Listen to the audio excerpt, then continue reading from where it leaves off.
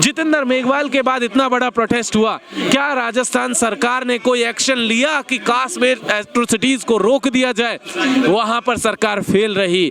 अब इंद्र कुमार के परिजनों को जिस तरीके से कल लाठियां मारी गई, जिस तरीके से सबका जबरदस्ती अंतिम संस्कार की कोशिश हुई, वो सारी चीजें इस बात की गवाह है कि हमारे राज्य का, हमारे देश का जो पूरा का पूरा पॉलिटिकल ऑर्डर है वो भयंकर कास्टिस्ट ऑर्डर है, मनुवादी जातिवादी ऑर्डर है, सामंती ऑर्डर, मनुवादी है। बिल्कुल, ये कांग्रेस हो या बीजेपी हो, दोनों मनुवाद को, दोनों ही जो है सामंतवाद को और जातिवाद को प्रोटेक्ट करके। प्रियंका और राहुल गांधी तो न्याय दिलाते हैं दलितों। प्रियंका और राहुल गांधी भले ये कहते रहे, वो ये दावा करते रहे कि वो दलितों के साथ में खड़े हुए हैं, लेकिन जब वक्त आता है तो वो भी अपना जनेऊ दिखा रहे होते हैं किसी न किसी मंदिर में खड़े होकर के।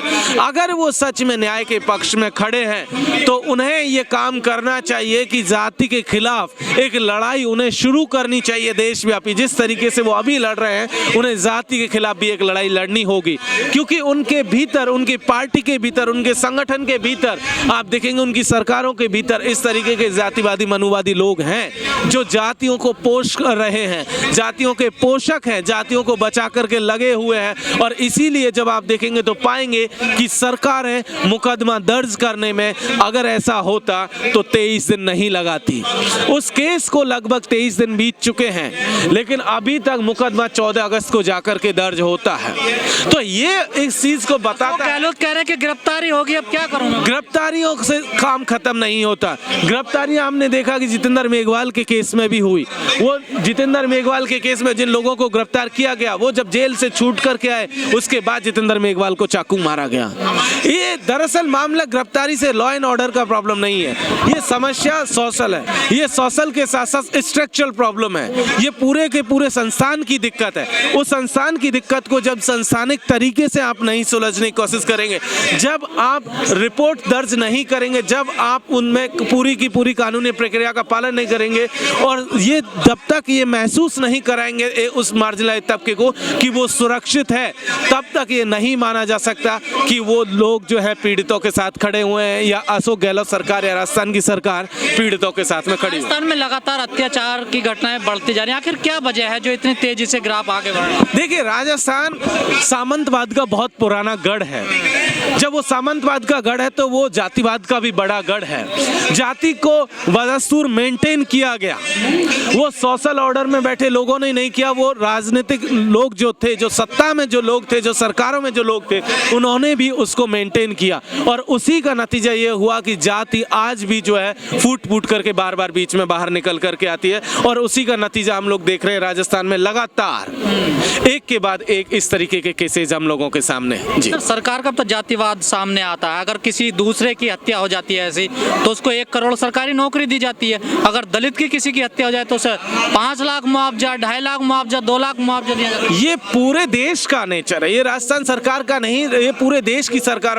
आप याद कीजिए, लखनऊ के भीतर राजीव नाम का वो जो अपर कास्ट नौजवान था, जिसकी की राजीव तिवारी जो एप्पल का एरिया मैनेजर था, उसकी मैडम के साथ देखिए किस तरह 1 करोड़ का मुआवजा दिया गया योगी सरकार के द्वारा, मैडम को ओएसडी का पद दिया गया और भी लखनऊ में फ्लैट दिया गया। लेकिन वही जब मामला राजस्थान में जाता है, कन्हैया के केस में आता है, कन्हैया लाल के केस में, हत्या किसी की भी हो दुखद है, लेकिन जो सरकार का ट्रीटमेंट है वो जाति देख करके होता है। वहां पर 50 लाख और 2 सरकारी नौकरियां, यहाँ 5 लाख का मुआवजा। ये बताता है कि सरकार के भीतर जो जाति है वो कितनी डीप रूटेड है, वो कितनी मजबूत है, और यही उस चीज को दिखाता है। इसीलिए जब सरकारें दावे करती हैं कि हम वो पीड़ितों को न्याय देंगे, तब वो दावों पर इसीलिए विश्वास नहीं होता क्योंकि सरकारों के ट्रीटमेंट इक्वल नहीं है। और इसीलिए हम ये कहते हैं कि सरकार जो है इसे लॉ एंड ऑर्डर की प्रॉब्लम ना माने, लॉ एंड ऑर्डर से ज्यादा स्ट्रक्चर की प्रॉब्लम है, ये संस्थानों की दिक्कत है, और उसे उस तरीके से ही खत्म किया जाता है। दलित करे क्या, गृह पे छोड़ दे क्या इस गृह को, पृथ्वी को कहीं दूर चला जाए क्या? नहीं, देखिए, दलितों के पास ये गृह छोड़ना एक ऑप्शन नहीं है, क्योंकि ये देश हमारे पुरखों का है, हम इसे छोड़ नहीं सकते, इस तरीके से उनके हवाले नहीं छोड़ छोड़ सकते हैं। दलित तो आदिवासी, उनके खिलाफ एट्रोसिटीज हो रही है, ऐसे में वो उसको छोड़ नहीं सकते किसी और के हवाले। उनको लड़ना होगा, अपने हक के लिए लड़ना होगा। और वो लड़ेगा कहाँ तक? मारा जा रहा है। नहीं, देखिए, वो आप ये मान के चलिए कि वो पहली पीढ़ी मारी ही जाएगी, क्योंकि ये 3000 साल पुरानी व्यवस्था है। इसको बदलने के लिए जब आप लड़ेंगे तो आप मारे जाएंगे, पहली पीढ़ी के लोग मारे ही जाएंगे। और तब जाकर के हम लोग ये उम्मीद कर सकते हैं कि अगली पीढ़ी को जाकर के कुछ राहत मिलेगी। और मुझे लगता है कि वो वक्त आ रहा है, धीरे धीरे वो कॉन्शसनेस डेवलप हो रही है, और उसमें हम लोगों को देखने को मिलेगा कि जब इंद्र में तो 75 साल आजादी के मना रहा है। नहीं, बिल्कुल मना रहा। आप 1000 साल पुरानी व्यवस्था है, 75 सालों में ब्रेक नहीं कर पाएंगे, वक्त लगता है इस 1000 साल पुरानी व्यवस्था को। लेकिन जितनी तेजी से, जैसे इंद्र मेघवाल का केस एक दिन में हमने देखा कि पूरा देशव्यापी हो गया, इंटरनेशनल हो गया, तो वो हमारी एक सफलता का एक सूचक है कि जिस तरीके से हम लोग मोबिलाइज हो रहे हैं, दलित पिछड़े आदिवासी मोबिलाइज हो रहे हैं, वो हमारी सफलता की तरह एक तरफ से जा रहा है। और इसे मुझे लगता है कि इसी तरीके से देखा जाना चाहिए।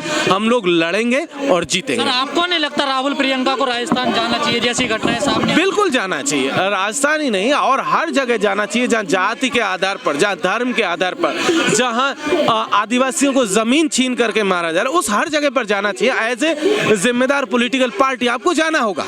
लेकिन वो नहीं जाते हैं, वो नहीं जाते हैं, वो अपना वोट बैंक को मैनेज करने में लगे रहते हैं कि कोई शायद कोई नाराज ना हो जाए, इसलिए नहीं जाते।